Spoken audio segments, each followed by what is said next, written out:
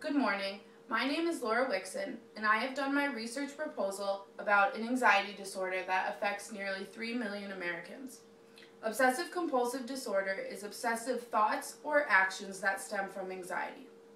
I will begin by touching upon the sources I found, followed by the methods I will use, and finally, any ethical issues or limitations within the research. All aspects of my research pertain to the question of how sufferers of OCD interact with others who are aware of their disorder. The first source that I found, entitled Children with Early Signs, shows how growing up in adolescence that signs of OCD begin to develop at an early age.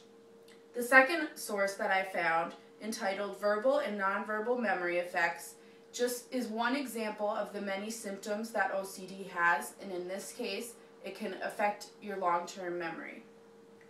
The third source that I found, entitled Guidelines in Treatment by Monica Pignott and Bruce Thayer, lays out different treatment methods and guidelines that one who suffers from OCD can follow.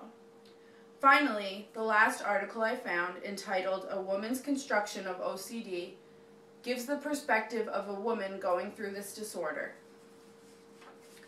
Next, I would like to discuss the methods of my qualitative study. Joanne Keaton defines a focus group as a facilitated lead group discussion used for collecting data from a group of participants about a particular topic in a limited amount of time. I will conduct a focus group of nearly 10 people.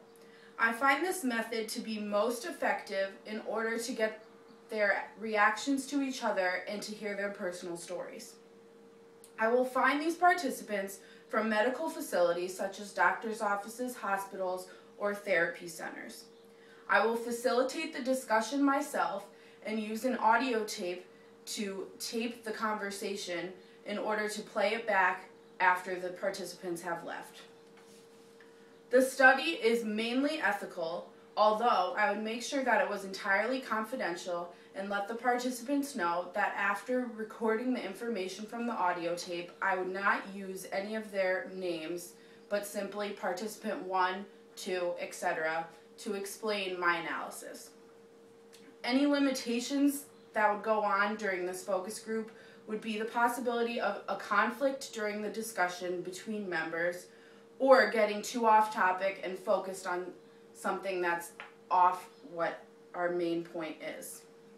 In order to help these limitations, I would simply have to facilitate any sort of conflict and try to solve it within the members, as well as if we got off topic, I would just bring about new questions in order to bring us back on topic. In conclusion, this is a personal topic that means a lot to me, which is why I feel it is beneficial for me to be the facilitator of a group discussion. A thematic analysis of the focus group would successfully determine the way OCD sufferers act around one another. This will extend any prior research farther than the sources that I have already found, which just consist of children, women, treatments, and nonverbal and verbal memory effects. Thank you.